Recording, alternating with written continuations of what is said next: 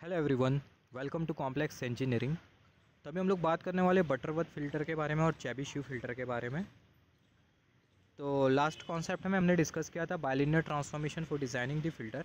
तो अभी हम लोग डिस्कस करेंगे कि बटरवर्थ फ़िल्टर को हम लोग किस तरीके से डिज़ाइन करते हैं और बाद में चेबीशेव फ़िल्टर के बारे में बात करेंगे। तो ये सारे के सारे जो फ़िल्टर होते हैं कौन से फ़िल्टर होते हैं? ऑल पोल फ़िल्टर होते हैं। तो यहाँ पर आप देखो, यहाँ पर आपको जो बटरवर्थ फ़िल्टर है उसका जो अप्रॉक्सीमेशन होगा वो आपको कुछ इस तरीके से मिलेगा। मतलब basic design of Butterworth filter approximation, जो बेसिक जो डिज़ाइन होती है बटरवर्थ फ़िल्टर की, वो आपको कुछ इस तरीके से मिलेंगी। सबसे पहले आप अगर बटरवर्थ फ़िल्टर का अगर ट्रांसफ़र फंक्शन देखो तो आपको कुछ इस तरीके से मिलेगा। Mod of H of omega is equal to 1 और डिनोमिनेटर में 1 plus omega upon omega C, और यहाँ पर ये whole to the power 2n। यहाँ पर ये जो n होता है वो आपको क्या इंडिकेट करता है? फ़िल्टर का ऑर्डर।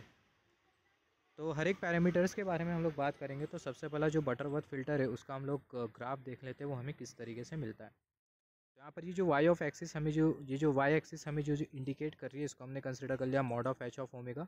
और जो एक्स एक्सिस है वो हमें क्या इंडिकेट कर रही है? ओमेगा इंडिकेट कर रही है, फ्रीक्वेंसी। यहाँ पर आप देखो जो बटरवर्थ फ़िल्टर का जो अप्रॉक्सीमेशन होगा वो आपको कुछ इस तरीके से मिलेगा। बटरवर्थ फ़िल्टर आपको कुछ इस तरीके से मिलेगा। ये ग्राफ है बटरवर्थ फ़िल्टर का। यहाँ पर आप देखो, यहाँ से यहाँ तक के कर्सर की टिप को केयरफुली नोटिस करना। यहाँ से यहाँ तक के आपको कौन सा बैंड मिल रहा है? यहाँ से यहाँ तक के आपको पास बैंड मिल रहा है। पास बैंड में जो लो फ्रिक्वेंसी होगी वो पास होगी। फिर उसके बाद आप देखो, यहाँ से आपको कौन सा बैंड मिल रहा है? ये वाला बैंड। यहाँ से यहाँ तक के आपको जो बैंड जो मिल रहा है वो कौन सा बैंड है? Stop band. स्टॉप बैंड ऐसा बैंड होता है जिसमें जो फ्रिक्वेंसी होती है वो पास नहीं होती, फ्रिक्वेंसी स्टॉप हो जाती है। यहाँ पर हम लोग जो फ्रिक्वेंसी के बारे में बात कर रहे हैं वो है लो फ्रिक्वेंसी। सिमिलरली यहाँ पर अगर हम लोग देखें, जैसे कि हमने डिस्कस किया, यहाँ तक कि हमें कौन सा बैंड मिलने वाला है? पास बैंड मिलने वाला है, जिसको हमने शो किया ओमेगा पी से। फिर उसके बाद यहाँ से हमें कौन सा बैंड मिलेगा? Omega S. स्टॉप बैंड यहाँ से स्टार्ट हो जाएगा। तो आप देखो, यहाँ से यहाँ तक कि जो बैंड आपको जो मिल रहा है कौन सा बैंड है? पास बैंड है, जिसमें जो लो फ्रिक्वेंसी होगी वो पास होगी। फिर उसके बाद आप देखो, यहाँ से आपको कौन सा बैंड स्टार्ट होता हुआ दिखाई दे रहा है? स्टॉप बैंड स्टार्ट होता हुआ दिखाई दे रहा है। तो यहाँ पर ये पास बैंड और यहाँ पर ये स्टॉप बैंड, दोनों के बीच का जो डिफरेंस होता है उसको हम लोग बेसिकली बोलते हैं ट्रांसिशन बैंड।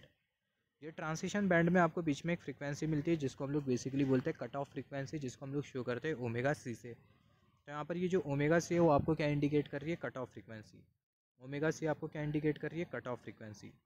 तो कट ऑफ फ्रीक्वेंसी से पहले आपको कौन सा बैंड मिलेगा? पास बैंड मिलेगा। और जो पास बैंड है, यहाँ पर ये cut off frequency omega C, cursor की टिप, ये कट ऑफ फ्रीक्वेंसी से पहले आपको पास बैंड मिलेगा।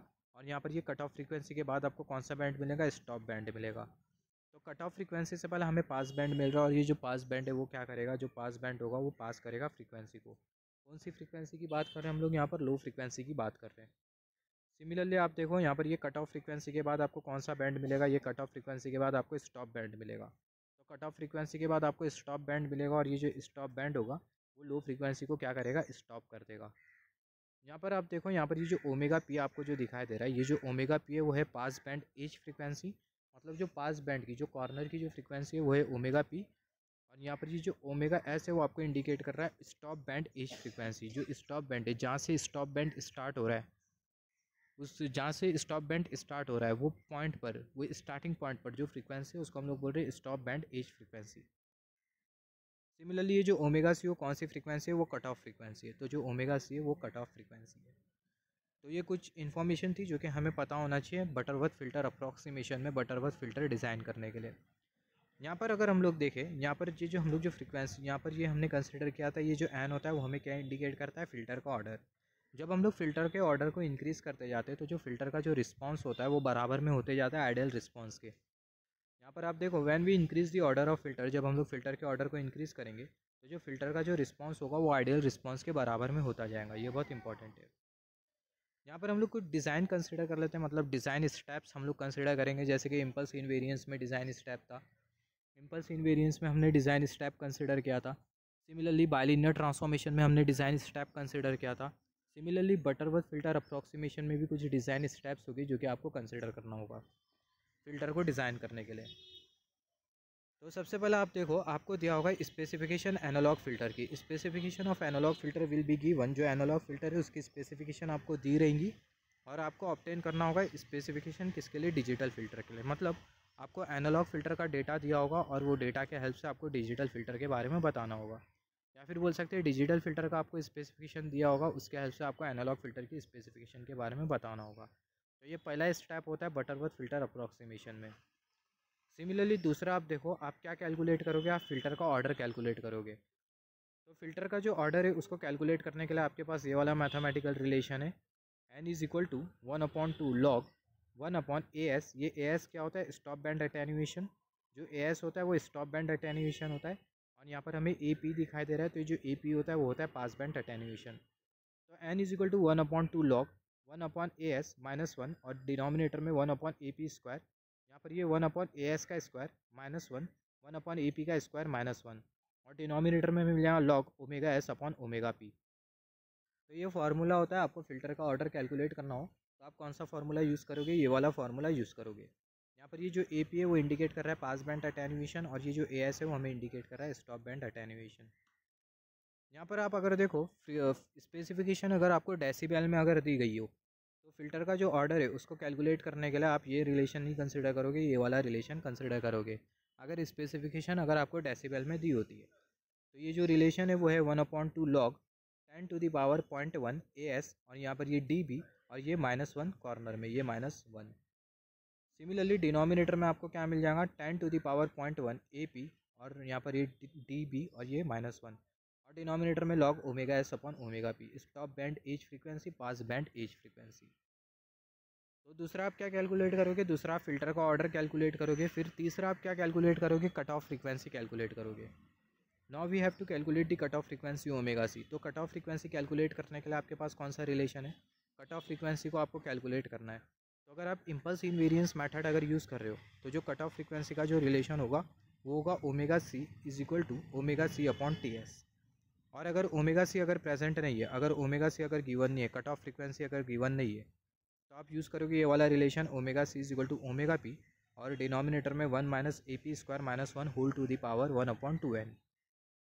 सिमिलरली आप अगर बाइलिनियर ट्रांसफॉर्मेशन कंसीडर कर रहे हो, तो कट ऑफ फ्रीक्वेंसी को फाइंड आउट करने के लिए ये वाला फॉर्मूला है omega C is equal to 2/TS tan inverse omega C upon 2। और सिमिलरली अगर स्पेसिफिकेशन अगर डेसिबल में दी गई हो, तो ये फार्मूला है omega C is equal to omega P, और डिनोमिनेटर में 10⁻1 AP -1। Bilinear transformation BLT use कर रहे हो आप, बाइलिनियर ट्रांसफॉर्मेशन, और स्पेसिफिकेशन अगर आपको डेसिबल में दी गई है, तो cut off frequency find out करने के लिए ये वाला रिलेशन। हमने कट ऑफ फ्रीक्वेंसी भी फाइंड आउट कर ली। अभी हमें क्या करना होगा, चौथे स्टेप में हमें पोल्स को कैलकुलेट करना होगा एस प्लेन के लेफ्ट हाफ में से। Now we will have to calculate poles from left half of S plane. S plane का जो लेफ्ट हाफ है उसमें आपको जो पोल्स जो मिलेंगे उसको आपको कैलकुलेट करना होगा चौथे स्टेप में। तो पोल्स को कैलकुलेट करने के लिए आपके पास ये वाला फॉर्मूला है, पी सबस्क्रिप्ट में K is equal to plus minus omega C E to the power j n plus 2k+1। यहाँ पर ये पाई अपॉन 2n, और जो की जो वैल्यू होगी वो होगी 0 1 2 3 4 5 6 एंड सो ऑन। ये पूरी सीरीज़ जाएंगी और अल्टीमेटली आपको क्या मिलेगा, n-1 मिलेगा। यहाँ पर आप देखो, आपने चौथा स्टेप भी फुलफ़िल कर दिया, चौथा आपने स्टेप भी कंसिडर कर लिया। अभी पांचवा आपको क्या करना होगा, चौथे में आपको क्या करना है, जो एस प्लेन के लेफ्ट हाफ में जो पोल है उसको कैलकुलेट करना है। तो पोल को कैलकुलेट करने के लिए आपके पास ये वाला फॉर्मूला है। अभी आपको क्या कैलकुलेट करना है, अभी आपको ट्रांसफ़र फंक्शन कैलकुलेट करना है। तो ट्रांसफ़र फंक्शन आप जो कंसिडर करोगे उसके लिए ये वाला फार्मूला है, cut off frequency to the power order of the filter, denominator में s-p1 s-p2 s-p3 and so on.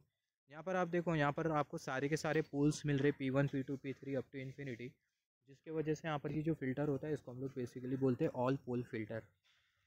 Here we are getting all the poles has the filter is called as all pole filter. यहाँ पर हमें सारे के सारे poles मिल रहे हैं, जिसकी वजह से जो फिल्टर होता है इसको हम लोग बेसिकली बोलते हैं ऑल पोल फिल्टर। तो एग्जाम्पल कंसिडर कर लेते हैं। यहाँ पर हमने एग्जाम्पल कंसिडर किया, ये एग्जाम्पल हमें ये बोल रहा है बाइलिनियर ट्रांसफॉर्मेशन का यूज़ करते हुए हमें बटरवर्थ फिल्टर को डिज़ाइन करना है, और यहाँ पर हमें कुछ पैरामीटर्स दिए हुए, मतलब यहाँ पर हमें कुछ स्पेसिफिकेशंस दी हुई आप कंसिडर कर सकते हो। यहाँ पर आपको दिया हुआ है मॉड जो 0.8 less than equal to mod of H of omega less than equal to 1। अभी आपको नहीं समझेगा, इसको आपके लिए इसको समझने के लिए आपको ग्राफ कंसिडर करना होगा, बटरवर्थ अप्रॉक्सीमेशन आपको कंसिडर करना होगा, और यहाँ पर ये ओमेगा की लिमिट आपको दी गई है। Similarly mod of H of omega less than equal to 0.2, और यहाँ पर आपको ओमेगा की लिमिट दी गई है 0.6 pi less than equal to omega less than equal to pi. तो यहाँ पर सबसे पहले आप बटरवर्थ अप्रॉक्सीमेशन कंसिडर कर लो फिल्टर डिज़ाइनिंग के लिए। तो यहाँ पर हमने वाई एक्सिस कंसिडर कर रही है mod of H of omega, और यहाँ पर हमने एक्स एक्सिस कंसिडर कर लिया, जो कि हमें क्या इंडिकेट करती है, हमें ओमेगा इंडिकेट करती है। यहाँ पर आप देखो सबसे पहला फ्रीक्वेंसी देखो, फ्रीक्वेंसी आपको कहाँ से कहाँ तक के फ्रीक्वेंसी आपको दी गई है ओमेगा से 0.25, फिर 6 पाए, फिर उसके बाद पाए। तो यहाँ पर ये हमने सबसे पहला कंसिडर कर लिया 0, यहाँ पर हमने कंसिडर कर लिया 0.2 पाए, यहाँ पर हमने कंसिडर कर लिया 0.6 पाए, और यहाँ पर हमने कंसिडर कर लिया पाए। जो बटरवर्थ अप्रॉक्सीमेशन होता है वो हमें कुछ इस तरीके से दिखाई देता है। जो ग्राफ होता है बटरवर्थ फिल्टर के लिए वो हमें कुछ इस तरीके से दिखाई देता है। यहाँ पर हम लोग बेसिकली कर क्या रहे, जो बटरवर्थ मेथड होता है उसके हेल्प से भी हम लोग फ़िल्टर को डिज़ाइन करते हैं, और किस तरीके से डिज़ाइन करते हैं उसके हमने स्टेप को कंसिडर किया, राइट। अभी वो स्टेप को हम लोग फॉलो करते जाएंगे और जो फ़िल्टर होगा उसको हम लोग डिज़ाइन करते जाएंगे with the help of this Butterworth approximation technique. यहाँ पर आप देखो सिमिलरली आपको यहाँ पर क्या दिया हुआ है, यहाँ पर एक्स एक्सिस के डायरेक्शन में आगे अगर हम लोग प्रोसीड करते जाए तो जो ओमेगा होगा वो इंक्रीज़ करते जाएगा। सिमिलरली अगर हम लोग वाई एक्सिस के डायरेक्शन में अगर प्रोसीड करते जाए तो जो mod of H of omega होगा वो इंक्रीज़ करते जाएगा। तो सबसे पहले आप देखो जो mod of H of omega उसकी जो वैल्यू है वो है 0.2, तो यहाँ पर हमने कंसिडर कर लिया 0.2। फिर उसके बाद आप देखो mod of H of omega की जो वैल्यू है वो है 0.8, तो यहाँ पर हमने कंसिडर कर लिया 0.8। फिर उसके बाद 1, तो यहाँ पर हमने कंसिडर कर लिया 1, और 1 से ही हमें अप्रॉक्सीमेशन मिलेगा, बटरवर्थ अप्रॉक्सीमेशन मिलेगा। सिमिलरली अगर यहाँ पर 1 के बदले अगर 2 होता तो आप 1 के ऊपर 2 कंसिडर करते और 2 से आपका ग्राफ कुछ इस तरीके से स्टार्ट होता। तो यहाँ पर आप देखो यहाँ पर ये जो 0.2 और ये जो 0.8 आपको जो दिखाई दे रहा है ये होता है क्या, इसके बारे में हम लोग बात करेंगे। बेसिकली जो 0.2 है वो है AS, और जो 0.8 है वो क्या है, वो है AP। इसके बाद इसके बारे में हमने डिस्कस किया AP। तो उसको इस डिस्कस करने से पहले मैं यहाँ पर आपको बता दूँ, यहाँ पर ये जो 0.2 पाए, ये जो फ्रीक्वेंसी आपको जो दिखाई दे रही है ये 0.2 पाए फ्रीक्वेंसी, इसके करस्पॉन्डिंग आपको जो mod of H of omega जो मिल रहा है वो आपको मिल रहा है 0.8। जैसे कि हमने डिस्कस किया 0.2 पाई के लिए 0.8, तो यहाँ पर हम लोग देख सकते हैं 0.2 पाई के लिए हमें जो mod of H of omega जो मिल रहा है वो मिल रहा है 0.8। सिमिलरली आप देखो यहाँ पर ये जो 0.6 पाए इसके लिए आपको mod of H of omega क्या मिल रहा है 0.2, तो यहाँ पर ये 0.6 पाए इसके लिए जो mod of H of omega जो मिल रहा है वो हमें मिल रहा है 0.2। यहाँ पर ये जो 0.8 और ये जो 0.2 है ये बेसिकली पास बैंड अटेन्यूएशन और स्टॉप बैंड अटेन्यूएशन है। तो यहाँ पर आप देखो जो पास बैंड अटेन्यूएशन आपको जो मिल रहा है, क्योंकि आप यहाँ पर देखो यहाँ से यहाँ तक के आपको क्या मिलेगा, पास बैंड मिलेगा, फिर ट्रांसिशन बैंड, फिर उसके बाद यहाँ पर स्टॉप बैंड। तो यहाँ से यहाँ तक के आपको कौन सा बैंड मिल रहा है, पास बैंड मिल रहा है, तो आपको क्या मिलेगा, पास बैंड अटेन्यूएशन। तो जो पास बैंड अटेन्यूएशन आपको जो मिल रहा है AP वो क्या है, वो है 0.8। स्टॉप बैंड अटेन्यूएशन आपको क्या मिल रहा है 0.2, तो यहाँ पर ये 0.2। सिमिलरली जो ओमेगा P है वो है 0.2 पाए, यहाँ पर ये ओमेगा पी और यहाँ से आपको क्या मिलेगा ओमेगा एस। तो जो ओमेगा पी है वो है 0.2 पाए, और जो ओमेगा एस है वो क्या है, वो है 0.6 पाए। यहाँ पर ये ओमेगा पी 0.2 पाए और ओमेगा एस 0.6 पाई है। ये आप ये मत समझ बैठना कि ये stop band edge frequency pass band edge frequency है, नहीं है। अभी उसे हमें कैलकुलेट करना है stop band edge frequency pass band edge frequency को। तो उसको कैलकुलेट करने के लिए हम लोग यूज़ करेंगे ये वाला formula, omega is equal to 2/TS tan inverse omega upon 2। यहाँ पर हम लोग पहले स्टेप में क्या कर रहे हैं, स्पेसिफिकेशन आइडेंटिफाई कर रहे हैं। ये ग्राफ के हेल्प से हम लोग स्पेसिफिकेशन को आइडेंटिफाई करने की कोशिश कर रहे हैं। सिमिलरली यहाँ पर आप देखो अभी हम लोग क्या कर रहे हैं, stop band edge frequency pass band edge frequency को हम लोग आइडेंटिफाई कर रहे हैं। तो ओमेगा इज इक्वल टू उसको कैलकुलेट करने के लिए stop band edge frequency pass band edge frequency को कैलकुलेट करने के लिए ये वाला formula, omega is equal to 2/TS tan inverse omega upon 2। यहाँ पर आप देखो सबसे पहले हम लोग क्या कैलकुलेट करेंगे, stop band edge frequency omega S, जो कि होगी 2/TS tan inverse omega S upon 2। तो यहाँ पर ये जो ओमेगा एस आपको जो दिखाई दे रहा है इसके जगह आप क्या पुट कर दोगे, इसके जगह आप पुट कर दोगे 0.6 पाए। तो यहाँ पर ये ओमेगा एस के जगह आ जाएगा 0.6 पाए। और similarly omega P is equal to 2/TS, यहाँ पर ये जो टी एस है इसके जगह आपको क्या पुट करना है 1, और यहाँ पर भी टी एस के जगह पुट करना है 1, क्योंकि जो सैम्पलिंग टाइम पीरियड है वो आपको नहीं दिया हुआ है। सैम्पलिंग टाइम पीरियड आपको दिया हुआ है क्या, नहीं दिया हुआ है। तो सैम्पलिंग टाइम पीरियड आपको नहीं दिया हुआ है, तो टी एस की जगह 1 और यहाँ पर भी टी एस की जगह 1। यहाँ पर ये ओमेगा के एस की जगह आपको क्या पुट करना है, जैसे कि मैंने आपको बोला ओमेगा एस की जगह 0.6 पाए, ओमेगा पी की जगह आपको पुट करना है 0.2 पाए, ओमेगा पी की जगह आपको पुट करना है 0.2 पाए। और जब आप इसको कैलकुलेट करोगे तो जो ओमेगा एस की जो वैल्यू होगी वो होगी 2.7 पाए, और ओमेगा पी की जो वैल्यू होगी वो होगी 0.6 पाए। तो यहाँ से हमें क्या मिल जाएगा, यहाँ से हमें मिल जाएगा stop band edge frequency pass band edge frequency. तो स्टॉप बैंड एज फ्रीक्वेंसी हमें मिली 2.75, और जो पास बैंड एज फ्रीक्वेंसी हमें जो मिली वो हमें मिल गई 0.65। तो यहाँ पर हमने stop band edge frequency pass band edge frequency calculate कर ली। सिमिलरली अभी हमें फ़िल्टर का ऑर्डर कैलकुलेट करना है। Now we have to find the order of filter. Filter का ऑर्डर कैलकुलेट करने के लिए फॉर्मूला है हमारे पास, यहाँ पर n is equal to 1/2 log 1/as square stop band attenuation का स्क्वायर -1, और यहाँ पर ये डिनोमिनेटर में 1/AP square -1 log omega S upon omega P. तो इसके आगे आपको मिल जाए n is equal to 1/2 log, यहाँ पर ये एस की जगह आपको क्या पुट करना है, stop band attenuation. Stop band attenuation आपको कितना मिल रहा है, 0.2 मिल रहा है। इस पास बैंड अटेन्यूएशन 0.8 मिल रहा है। तो दोनों आप मेमोराइज़ करो। तो यहाँ पर ये ए पी की जगह हम लोग क्या पुट कर देंगे 0.8, इसके जगह पुट कर देंगे 0.2, तो आपको क्या मिल जाएगा, आपको मिल जाएगा। और यहाँ पर ये ओमेगा एस की जगह हम लोग क्या पुट कर देंगे 2.75, और ये ओमेगा पी की जगह आप क्या पुट कर देंगे 0.65, क्योंकि अभी हमने ओमेगा एस और ओमेगा पी की वैल्यू हमने फाइंड आउट करी। तो सारी की सारी जो वैल्यू उसे हमें ये वाले फार्मूला में पुट करना है। तो अगर हम लोग पुट कर दे तो हमें मिल जाएगा half log 1/0.2 whole square -1 half 0.8 whole square -1, और डिनोमिनेटर में मिल जाएगा लॉग 2.75 और 0.65। यहाँ पर ये ओमेगा पी की जगह क्या आ जाएगा 0.65 आ जाएगा। यहाँ पर आप देखो, इसको जब आप फर्दर कैलकुलेट करोगे तो जो एन की जो वैल्यू होगी वो क्या होगी, वो होगी 1.3 आपको मिलेगी एन की वैल्यू। मगर यहाँ पर ये जो एन की जो वैल्यू है इसको आपको डेसिमल में नहीं कंसिडर करना है। जब आप इसको कैलकुलेट करोगे तो फ़िल्टर का जो ऑर्डर आपको जो मिलेगा वो मिलेगा 1.3, मगर जो फ़िल्टर का जो ऑर्डर है वो आपको 1.3 डेसिमल के फॉर्म में नहीं मिलना चाहिए। तो यहाँ पर आपको अप्रॉक्सीमेशन कंसिडर करना होगा। जैसे कि जो फ़िल्टर का जो ऑर्डर है वो सेकंड ऑर्डर हो सकता है, थर्ड ऑर्डर हो सकता है, 1.3 ऑर्डर नहीं हो सकता। तो ये जो 1.3 है इसके लिए हमें अप्रॉक्सीमेशन कंसिडर करना होगा। तो इसके लिए अगर हम लोग अप्रॉक्सीमेशन कंसिडर करें तो जो 1.3 है इसको हम लोग अप्रॉक्सीमेटली कंसिडर कर सकते हैं 2। तो जो फ़िल्टर का ऑर्डर हमें जो मिलेगा वो हमें कितना मिलेगा 2। तो जो फ़िल्टर का ऑर्डर हमें जो मिल रहा है वो हमें कितना मिल रहा है 2 मिल रहा है। अभी हमें क्या फाइंड आउट करना है, हमें cut off frequency find out करना है। तो cut off frequency find out करने के लिए ये वाला formula omega C is equal to omega P, और डिनोमिनेटर में cut off frequency find out करना। और हम लोग कौन सा मेथड यूज़ कर रहे हैं, BLT मेथड यूज़ कर रहे हैं, बाइलिनियर ट्रांसफॉर्मेशन मेथड यूज़ कर रहे हैं। जैसे कि हमने यहाँ पर डिस्कस किया, हमें क्या फाइंड आउट करना है, cut off frequency omega C. तो cut off frequency find out करने के लिए ये वाला रिलेशन हम लोग यूज़ करेंगे, ये वाला रिलेशन यूज़ करेंगे। तो यहाँ पर अगर हम लोग देखें वो वाला रिलेशन, मगर यहाँ पर तो हमें वो वाला रिलेशन नहीं दिखाई दे रहा है। यहाँ पर ये हमने कौन सा रिलेशन यूज़ किया है cut off frequency find out करने के लिए, हमने ये वाला रिलेशन यूज़ किया है cut off frequency find out करने के लिए। तो हम लोग ये वाला रिलेशन क्यों कंसिडर कर रहे हैं cut off frequency find out करने के लिए, क्योंकि ओमेगा सी की वैल्यू हमें नहीं दी गई है।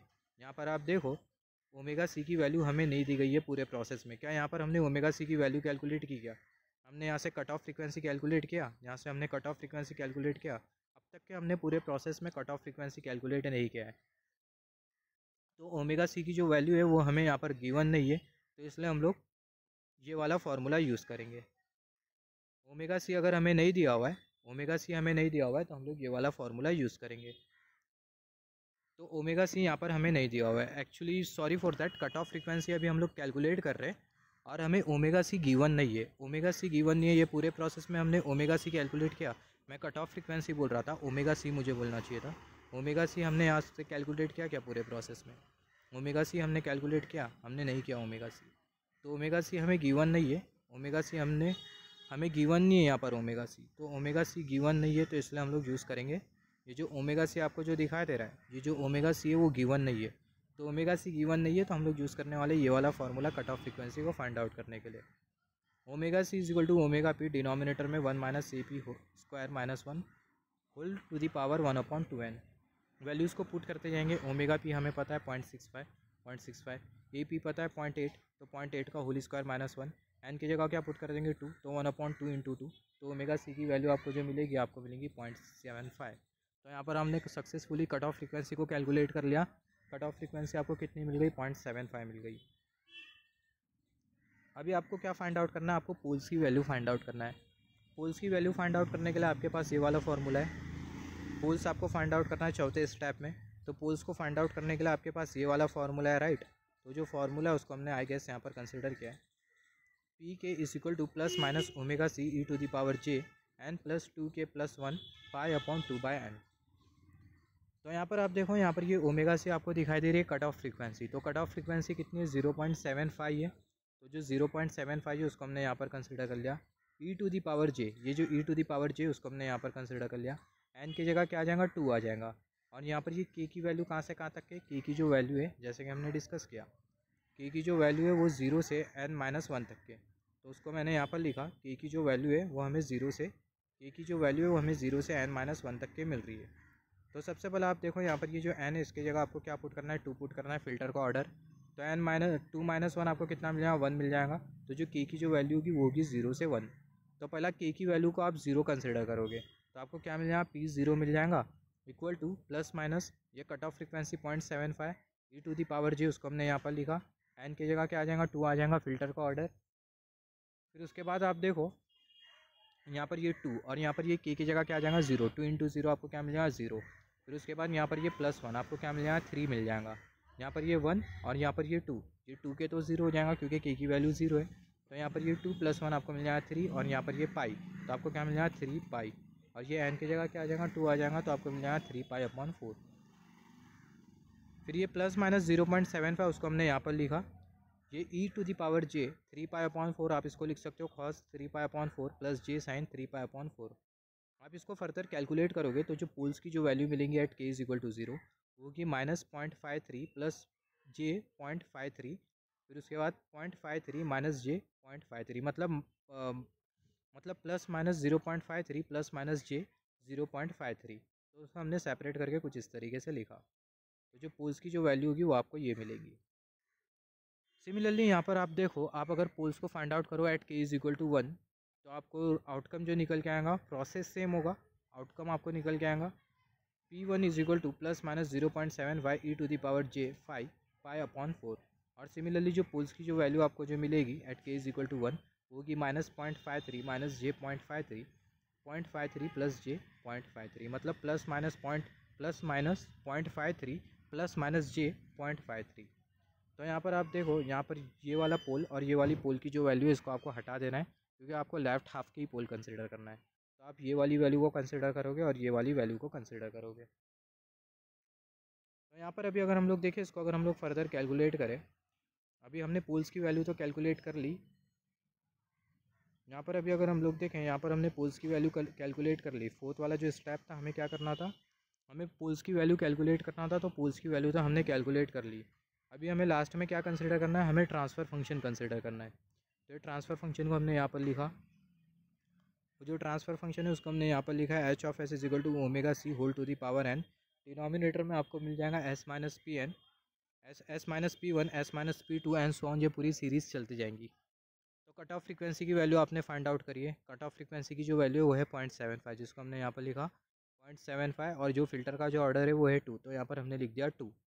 सिमिलरली यहाँ पर ये जो एस हमें जो दिखाई दे रहा है उसको हमने यहाँ पर कंसिडर कर लिया। माइनस साइन हमें जो दिखाई दे रही है उसको हमने यहाँ पर कंसिडर कर लिया।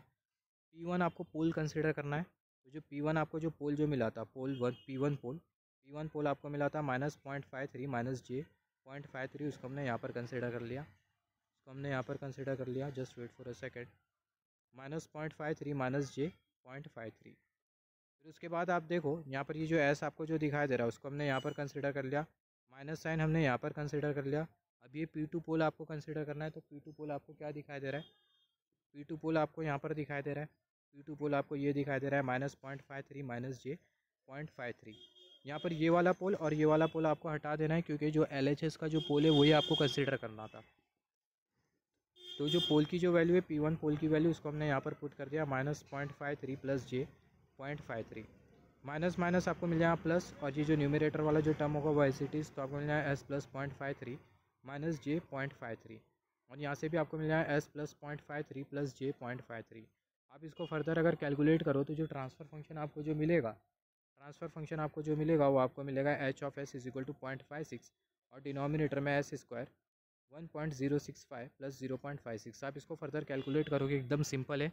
हमने कंट्रोल सिस्टम में बहुत बार कैलकुलेट किया है, इनफैक्ट सिग्नल सिस्टम में भी हमने बहुत बार इसको कैलकुलेट किया है। तो अगर उसको कैलकुलेट अगर हम लोग करेंगे अभी तो बहुत ज़्यादा टाइम चले जाएगा। तो आप इसको कैलकुलेट करोगे तो ट्रांसफ़र फंक्शन आपको ऐसा मिलेगा 0.56 और डिनोमिनेटर में s² प्लस 1.065 प्लस 0.56। तो यहाँ पर आपको क्या मिल गया, यहाँ पर आपको ट्रांसफ़र फंक्शन मिल गया एनालॉग डोमेन में। आपने यहाँ पर ट्रांसफ़र फंक्शन फाइंड आउट कर लिया एनालॉग डोमेन में। क्वेश्चन आपको क्या बोल रहा था, क्वेश्चन आपको ये बोल रहा था कि बाइलिनियर ट्रांसफॉर्मेशन यूज़ करना है।